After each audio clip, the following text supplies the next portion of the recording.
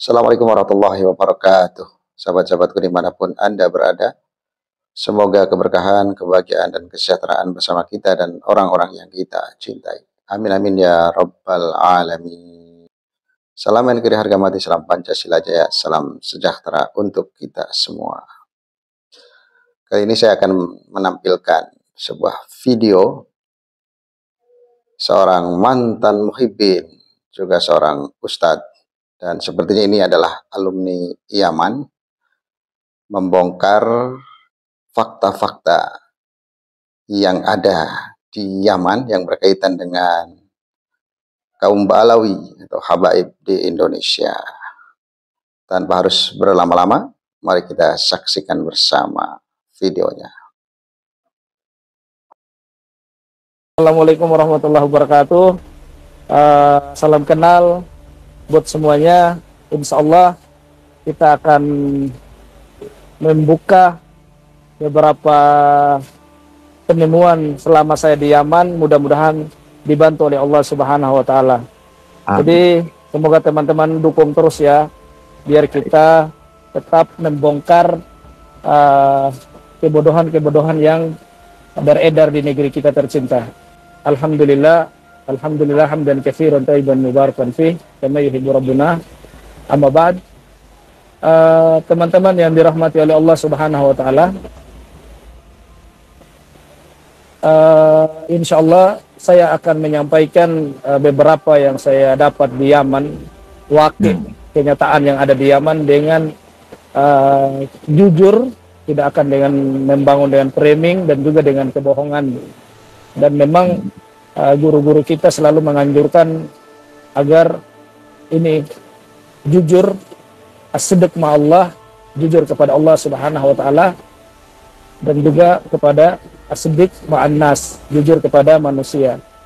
Dan insya Allah saya akan menyampaikan beberapa perkara nanti, dan saya tidak ingin membenci siapapun, saya juga tidak ingin merendahkan siapapun, tapi saya ingin bagaimana ini sebagai nasihat buat kita semuanya, atau khusus Ba'alawi, bahwasanya cobalah dicerna, dipikirkan dengan hati, agar kalian itu tidak terus-terusan dijadikan bulian masyarakat atau dijadikan tuduhan-tuduhan pembohong atau segala macam. Teman-teman, masalah Ba'alawi ini yang kenapa saya gigih sekali mencari di Yaman, karena ini masalah akidah dan negara kita tercinta, bukan masalah kepentingan atau uang dan segala macam. Terus yang kedua teman-teman, saya sampaikan juga, agama ini adalah nasihat. Kata Nabi sallallahu alaihi wasallam, ad-dinun nasiha, agama ini adalah nasihat. Man ra'a minkum munkaran falyughayyir bi yadihi fa in lam yastati bil lisanihi fa in lam yastati bi qalbihi. Jadi Nabi sallallahu alaihi wasallam memerintahkan kita untuk mengingkari sebuah kebatilan. Kalau kalian melihat kebatilan, maka hendak kalian mengingkari dengan tangan, kalau tidak bisa dengan lisan, kalau tidak bisa juga dengan hati. Dan itu adalah adfa'ul wadalika adfa'ul iman. Demikian itu adalah termasuk lemahnya iman. Dan di sini teman-teman, saya tidak akan memfitnah klan Ba'alawi dan saya tidak akan framing. Insya Allah saya akan berusaha mungkin untuk insaf, berada di tengah-tengah untuk menyampaikan kebenaran yang saya temukan di Yaman, yang nanti insya Allah kita buktikan satu persatu yang beredar di negeri kita tercinta. Tentang Faqih al-Muqaddam, beberapa ahli tarikh seperti orang-orang ini ahli sejarah tentang Faqih al-Muqaddam ini, memang orang ini didengar begitu saja, tapi tidak ketahui di mana dikubur, matinya di mana nggak ada yang tahu, cuma didengar. Terkenal. Cuma kalau masalah nggak terkenal, cuma hanya beberapa orang, tergelincir orang yang tahu. Beberapa daerah saya datangi, karena mereka mengatakan sohra wal istifadah, Saya pengen buktikan tentang kesohrohnya si Fakih Al-Muqaddam itu, teman-teman. Ternyata beberapa daerah saya tanyakan tentang Fakih Al-Muqaddam, itu tidak, kebanyakan 99% orang-orang Yaman tidak kenal. Suhra wal istifadah itu kan, seseorang yang dikatakan suhra itu kan dia itu muktabar, sangat terkenal dari ujung ke ujung, dari fatwanya, dari tulisannya, terus dari kitab-kitabnya pasti terkenal. Cuma yang saya temukan tentang Fakih Al-Muqaddam di Yaman ini tidak seperti yang diceritakan di Indonesia. Contohnya mereka mengatakan Fakih Al-Muqaddam itu mi'raj 70 kali sehari, atau 15 kali 25 kali sehari, 27 kali sehari, atau 7 kali sehari. Itu hadis-hadisnya di riwayat-riwayat tentang Fakih Al-Muqaddam tertulis dalam kitab mereka itu, di dalam Syarah Ainiyah kitab Ba'alawi itu memang tertulis wa fi riwayatihi sab'a wa isyrina marot, terus wa fi riwayatihi sab'ina marot, wa fi riwayatihi sab'a marot. Jadi di situ memang di kitab Ba'alawi mereka memang meyakini bahwasanya Fakih Al-Muqaddam, nenek moyang mereka itu mi'raj 70 kali dalam sehari. Dan kalau dalam akidah ahli sunnah wal jamaah itu sepakat tidak ada yang bisa mi'raj kecuali Nabi sallallahu alaihi wasallam. Saya itu sering ke Aden, ke Taif, terus ke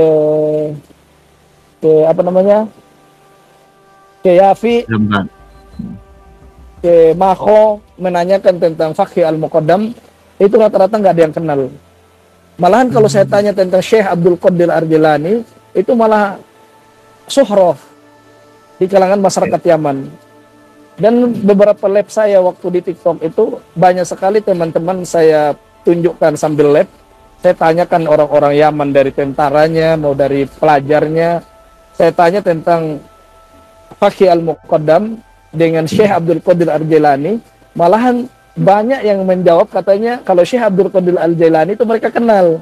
Tapi kalau Fakih Al-Muqaddam wallahu a'lam, nggak tahu kata mereka. Saya beberapa tokoh agama saya temui seperti ulama Syafi'iyah sendiri yang ada di Tarim, yang menentang Umar bin Hafid. Jadi teman-teman, banyak sekali ulama Syafi'iyah yang menentang Umar bin Hafid yang ada itu di Tarim. Mereka itu memiliki dars-dars di masjid di Tarim. Itu sangat banyak yang menentang Umar bin Hafid. Kenapa mereka menentang? Karena perbuatannya Umar bin Hafid ini sangat menyelisih akidah, menyelisih pokok kita dalam agama kita. Yang coba bayangin teman-teman, setiap beberapa tahun bisa mereka melahirkan tempat ibadah baru di Tarim. Yang dulu hanya adanya kuburan Hud alaihissalam, yang mereka pun yakini kuburan Hud itu bukan jadi kuburan Hud itu teman-teman bukan diyakini dengan penglihatan mata, bukan diyakini dengan ada saksi yang lihat adanya di tempat itu, bukan. Tapi itu kuburan Hud itu diyakini dengan mimpi. Jadi ada seorang Habib Abu Bakar bin Salim kalau tidak salah, dia mimpi bahwasanya kuburan Hud itu ada di situ, dan dia mimpi kuburan Hud datang berziarah kepada beliau. Wahai Abu Bakar bin Salim, in lam tazurni sa'ajuruka, kalau kau tidak ziarahiku maka aku yang akan menziarahimu. Jadi itu dalam kitab mereka tertulis gitu loh, bahwasanya kuburan Nabi Hud alaihissalam itu sendiri mereka yakinkan, dan mereka bikin kuburannya itu bukan dibangun dengan ilmu, dengan sejarah, bukan juga dibangun dengan penglihatan, tapi dibangun dengan mimpi. Dan itu yang lebih membodohkan lagi, sudah dibangun dengan mimpi, mereka jadikan tempat tawaf. Gitu loh. Ada syekh yang penulis kitab, di antara kitab yang beliau tulis adalah Al-Quburu fil Yaman.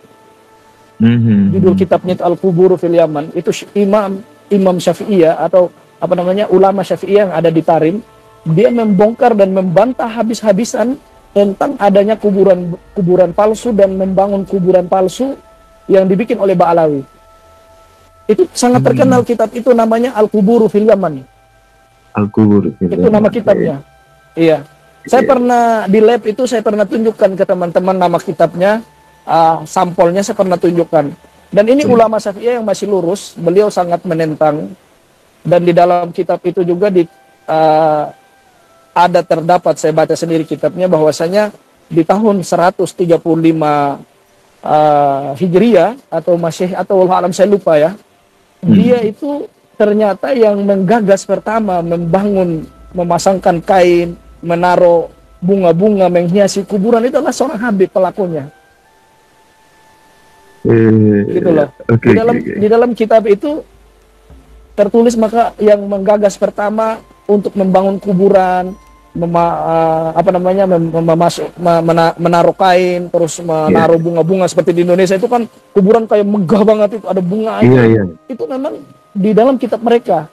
Itu memang yang dibantah itu oleh ulama Syafi'i yang ada di Tarun ini. Memang di dalam kitab itu ada gitu. Jadi gini teman-teman, orang Asy'ari atau orang tasawuf itu sendiri di Tarim itu teman-teman, ada memang tasawuf yang masih lurus, dan memang tasawufnya Umar bin Hafid ini memang tasawuf yang agak lain, yang sulit bisa ditebak. Rata-rata ada beberapa ulama tasawuf yang saya temui ya, saya juga nanya fikih di mereka karena mereka sangat luar biasa tentang kefikihannya. Ulama-ulama tasawuf ini, ulama Syafi'iyah ini yang saya sebut tadi, mereka itu sangat menentang keras dengan apa yang dilakukan di dekat-dekat Darul Mustafa itu, atau itu kuburan. Ada yang lebih parah teman-teman ya. Setelah tempat tawaf kuburan Hud alaihissalam beberapa puluhan tahun diresmikan, itu ada lagi tempat tawaf yang kedua, namanya Mi'rab. Mi'rab itu mereka namakan Mi'rab. Itu kata mereka gelas Nabi Sallallahu Alaihi Wasallam. Dulu Nabi Sallallahu Alaihi Wasallam pernah datang ke Hadramaut dan minum air, gelasnya dia lupa. Gitu loh. Mereka yakini itu, dan gelas itu sekarang dibikinkan seperti dibikinkan sebuah kayak menara gitu, terus untuk ditawafin juga. Gitu. Saya bingung, kata mereka Nabi Sallallahu Alaihi Wasallam pernah ke Hadramaut atau ke Yaman lah, taruhlah. Tapi pertanyaan saya, kenapa Uwais Al-Qarni kok masih jadi tabi'in, nggak jadi sahabat gitu loh?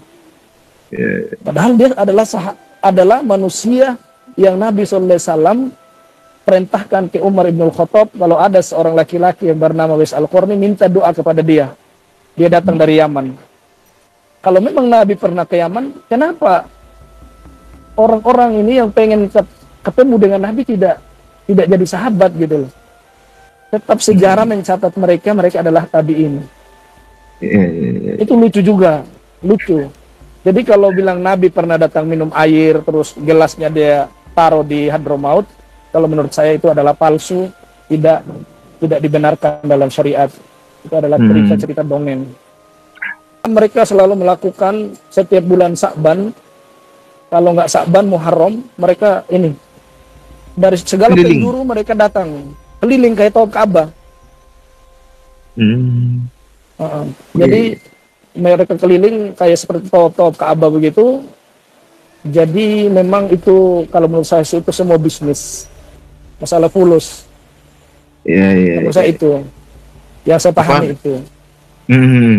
Ulama-ulama Syafi'i yang ada di Tarim itu menyerang lewat mimbar, lewat mikrofon tentang kesesatan dan tidak bolehnya hal-hal yang dilakukan oleh Umar bin Hafid yang mereka tentang itu banyak sekali. Gitu. Jadi gini teman-teman, dipahami dulu ya, adanya Durian Nabi atau klan Ba'alawi ini terjadinya 30 tahun yang lalu. Ini ahli-ahli tarikh yang saya temui di Yaman yang mengaku klan Ba'alawi atau sampai detik ini kita kenal di Indonesia Robito Alawiyah, itu terjadinya 30 tahun yang lalu. Dulu yang ada di Yaman itu cuma hanya 2 nakobah. Ada Al-Hasani dan ada Bani Hasim. Dan Ba'alawi dulu mereka mengaku-ngaku mereka dari Bani Hasim. Itu awal-awal mulanya. awal-awal mulanya mereka belum berani ngaku mereka adalah Habib atau durian Nabi. Mereka masih menempelkan diri mereka ke Bani Hashim. Ya mungkin di Yaman itu Bani Hashim ini adalah orang-orang Bawazir dan pecah-pecahannya seperti itu. Itu sejarah mencatat itu orang-orang ahli tarikh. Kalau teman-teman tahu yang namanya kitab At-Tarikh Hadromiyah, itu kitab sangat ditakuti oleh Ba'alawi. Nama kitabnya itu At-Tarikh Hadromiyah. Itu kitab sangat ditakuti oleh Ba'alawi. Karena kitab ini memang membongkar semua Ba'alawi ketika mereka itu berkuasa di Yaman. Gitu loh. Dengan partai komunisnya. Pernah. Pernah. Itu mereka pernah berkuasa kalau nggak salah di tahun 1800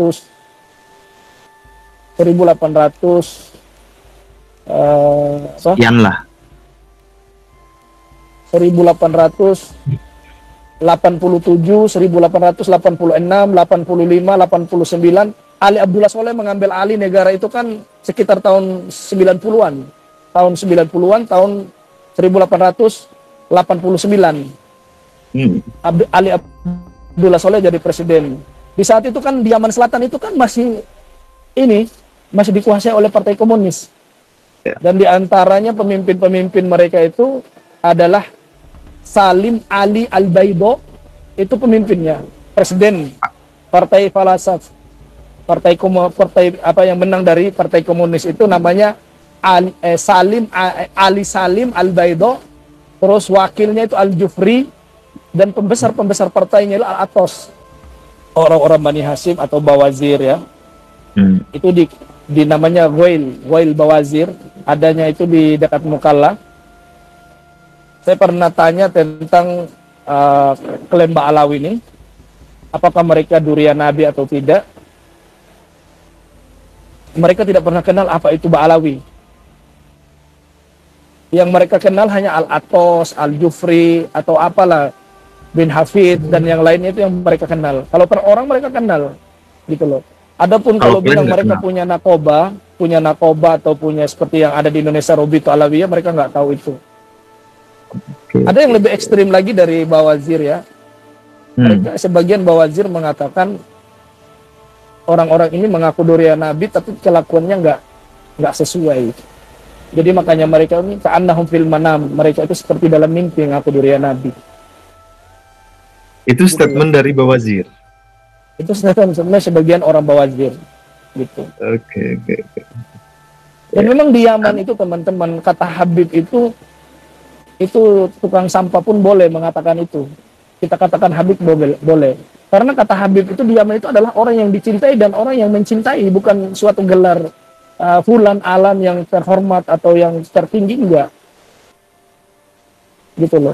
Atau enggak usah di Yaman ya, di seluruh negara Arab, di Jazirah Arab, kata Habib atau Habibah atau Habibi itu adalah sesuatu yang sudah sehari-hari biasa bagi mereka. Iya. Kita mau beli sayur ya Habib, kam ada.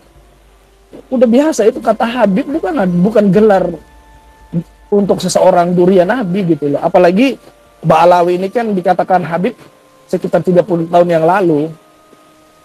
Kan sesuatu yang lucu. Oke. Dan yang lebih parah lagi teman-teman ya, yang kita lihat kuburan-kuburan mereka yang ada di Tarim seperti ini ya. Saya tunjukkan satu contoh nenek moyang mereka yang sangat fenomena di kalangan mereka ini. Ini lihat teman-teman di HP ini. Iya. Ini satu contoh ya. Ini tidak ada sama sekali tertulis Al-Habib atau As-Sayyid, tapi langsung Asy-Syaikh Abu Bakar bin Salim. Jadi kesimpulannya teman-teman, semua kuburannya para klan Ba'alawi yang ada di Yaman, sekaliber Abu Bakar bin Salim saja itu nggak dipasang Habib atau Sayyid. Kalau di Indonesia kan itu makam-makam itu kan ada langsung Al-Habib, As-Sayyid, Al-Habib, Al-Habib, Al-Habib. Semua kuburan yang mau asli, yang mau palsunya semua Al-Habib tertulis. Gitu loh. Jadi terbantah bahwasanya kata-kata Habib itu tidak ada di Yaman. Contohnya ini kuburan nenek moyang mereka yang sangat suhroh, kata mereka, Syekh Abu Bakar bin Salim. Itu nggak ada tulisannya Al-Habib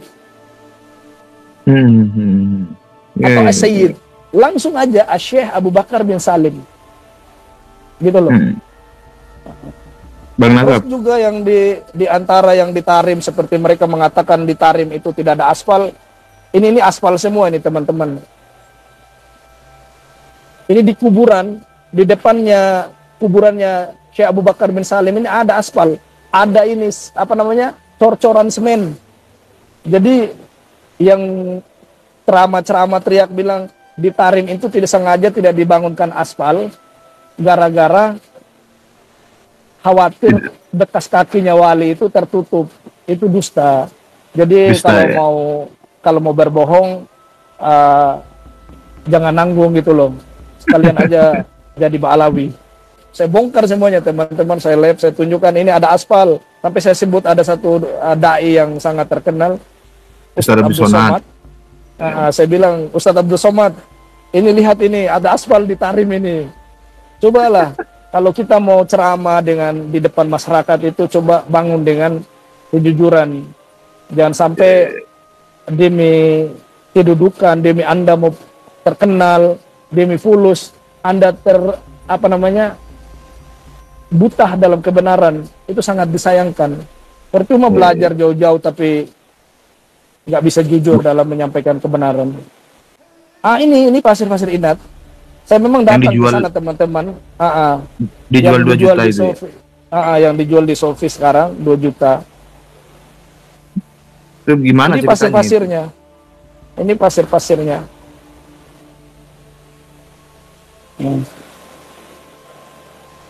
Ini pasir-pasir yang ada di sini ini teman-teman.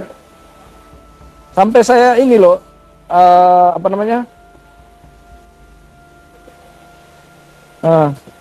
saya datangi sendiri tempat-tempatnya. Saya pegang.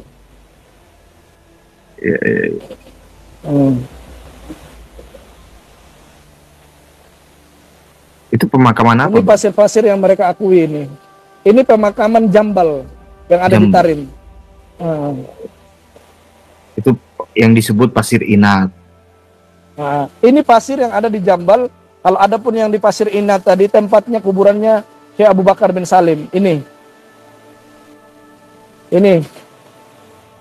pasir-pasir sekitar sini.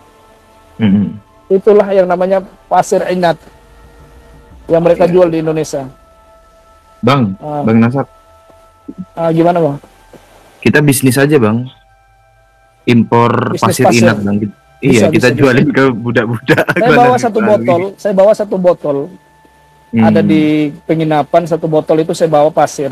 Nanti kalau teman-teman mau ketemu sama saya di bandara yang mau minta, silahkan. Memang pasir Inat itu teman-teman, mereka diakui pasir itu.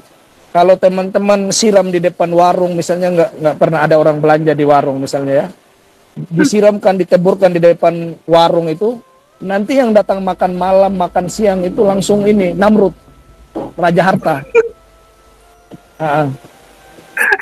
Makan malam itu langsung Namrud sama pasukannya makan malam di warung-warung kalian. Gitu. Terus seperti di toko-toko pakaian, toko-toko apalah. Itu kalau pasir diakui kata mereka, kalau ditabur di depan-depan toko kita, itu yang datang belanja nanti langsung ini Namrud. Raja Namrud. Gitu loh. Karena yang paling kaya raja di dunia kan Namrud. Iya, saya klarifikasi dulu. Itu ajaran mereka, Klan Habib Alwi tentang pasir. Ajaran mereka. Itu ajaran bang. Pada ambil ini, pada ngambil gitu, taruh di botol. Saya juga ada ngambil, masukin ke botol. Saya mau bawa ke Tarim, mau tes lip nanti teman-teman kalau mengandung emas. Saya mau bawa kirim terus tiap biar jadikan emas biar cepat kaya. Iya. Biar nggak dawer kan? Biar gak ada. Karena memang waktu saya juga tidak terlalu banyak. Di antara teman-teman yang saya buka di Yaman ini adalah adanya hujan susu. Habib-habib ceramah di Indonesia, kata mereka, ada suatu Habib datang ke Aden. Kata orang Aden, kalau memang kamu adalah seorang wali Allah, seorang Habib, coba datangkan hujan susu. Dan Habib itu pun berdoa, turunlah hujan susu sampai Aden membanjiri hujan susu. Dan saya tanya beberapa ahli tarikh atau imam-imam yang sudah tua di Yaman, mereka belum bilang, ada majnun, ada katanya. Gila, kata mereka. Ada amrun ajib, ini perkara yang sangat aneh, lucu. Gitu loh. Berarti tidak ada hujan susu itu? Ada, itu dusta semata. Terus diantaranya lagi, seperti ada satu wali yang ada di Sihir. Daerah Sihir itu teman-teman dekat Wail Bawajir, dekat dengan Mukalla. Jadi dia di pinggir laut sana, daerah Sihir. Itu ada satu Habib juga yang pernah ceramah di Indonesia, katanya ada seorang wali datang ke Indonesia, datang ke Sihir untuk mentes kewaliannya itu, kita ketok setiap rumah. Ketok setiap rumah ada, ketok rumah siapa lagi ada. Jadi setiap rumah yang seluruh ada di Sihir itu, mereka yakini setiap rumah ada orang ini, kayak apa, kayak kodok gitu loh. Ketok buka pintu ada lagi, ketok buka pintu ada lagi. Dan ini saya tanyakan beberapa orang-orang di Yaman yang ada di kota Sihir itu sendiri, orang-orang, jangankan orang awamnya, tentaranya pun saya tanyakan, saya sambil live itu saya tanyakan, gitu loh. Itu mereka bilang nggak ada, yang gila katanya. Mereka anta majnun, mereka malah nuduh saya, ya akhi, idhab ila mustasfa ya akhi, anta marid. Mereka gini nih sama saya, ada soal. Pokoknya mereka menyuruh saya, kalau kamu sakit ke rumah sakit, kata mereka. Jadi saya tanyakan tentang wali yang loncat sini, loncat ke rumah tiap fulan, rumah Alan itu, saya tanyakan ke mereka, mereka menganggap saya itu stres. Gitu loh.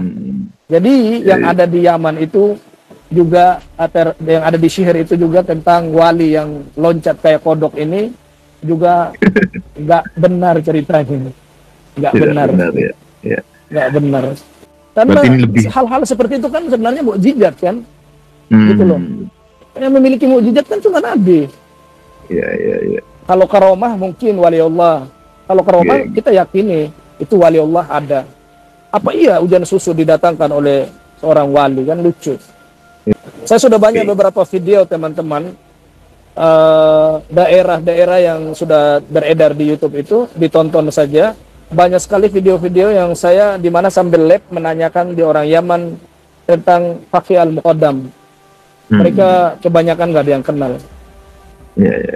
Mereka kenal yang namanya Faqih, itu mereka kenal. Faqih itu kan orang yang alim, orang yang berilmu. Kalau itu sekedar itu mereka kenal. Tapi kalau Al-Faqih Al-Muqaddam, klan Ba'alawi atau nenek moyangnya Ba'alawi, nggak kenal mereka. Nah, sudah sama-sama kita saksikan bersama videonya. Kita gunakan hati yang bersih, pikiran yang jernih, dan kita ambil pelajaran dari semua ini. Semoga bermanfaat. Wassalamualaikum warahmatullahi wabarakatuh.